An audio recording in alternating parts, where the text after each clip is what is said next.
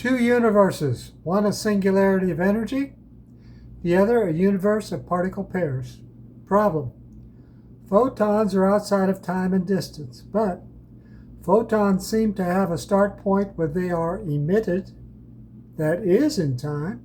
They move through space at the speed of light, which is traveling a distance, and they have a point of absorption that is in time. So how can both statements be correct? Doesn't make sense.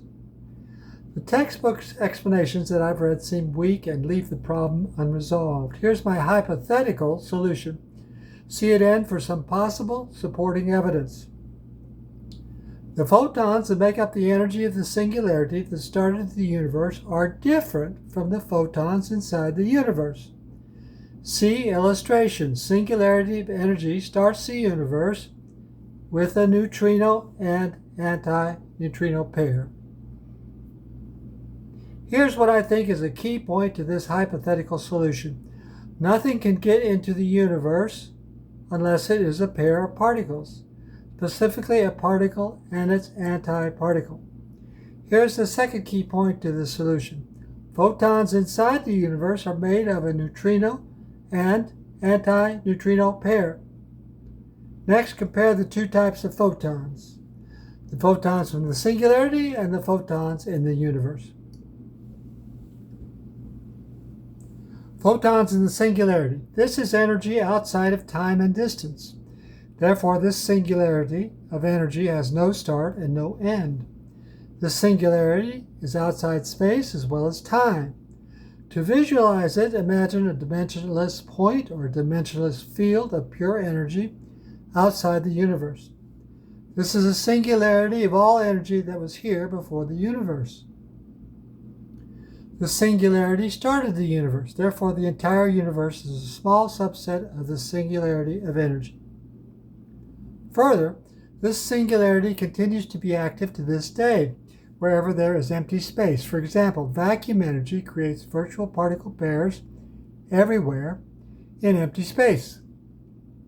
This brings us up a possible solution to a major physics problem.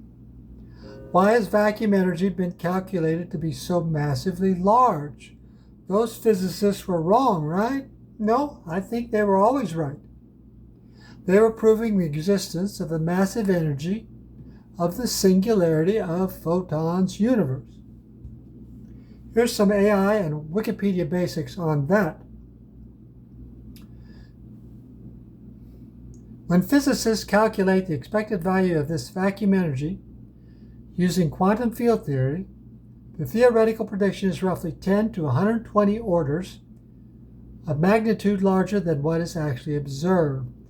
This massive discrepancy between quantum theory and observational cosmology is widely considered the worst theoretical prediction in the history of physics. If you add up all the potential energy of the quantum fields in empty space, the vacuum, across all frequencies, the answer is huge.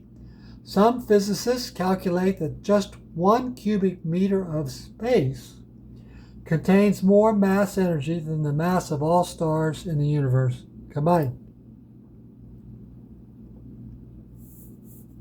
Photons in the universe. This is energy inside the universe that comes from particle pairs. Particle pairs start at the Big Bang and continue to this day as virtual particle pairs coming in from every point of empty space. Here is a short summary of my model-suggested breakdown of photons, electrons, and positrons. Photon is made up of a neutrino and antineutrino pair. No charge, but each type of neutrino spins in a spiral motion in opposite directions. Electron is made up of two neutrinos that combine in constructive interference to produce a negative charged particle. Positron is made up of two antineutrinos that combine in constructive interference to produce a positive charged particle. We know that two photons can create an electron-positron pair, and that the reverse is true. An electron and positron pair can annihilate and make two photons. This may be the process that creates photons inside the universe. Summary.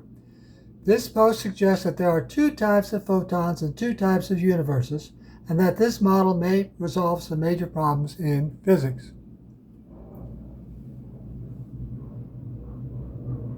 Some supporting ideas. 1.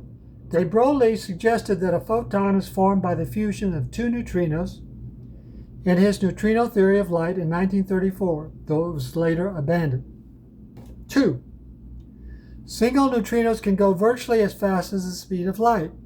My suggestion is that inside a photon is a neutrino and antineutrino, each spinning in a different spiral motion. This process enhances their speed up to the smidgen it needs to go the speed of light. Wikipedia. Existing measurements of neutrino speed provide upper limits for deviations from light speed of approximately 10 to the 9th or a few parts per billion. Within the margin of error, this is consistent with no deviation at all. AI.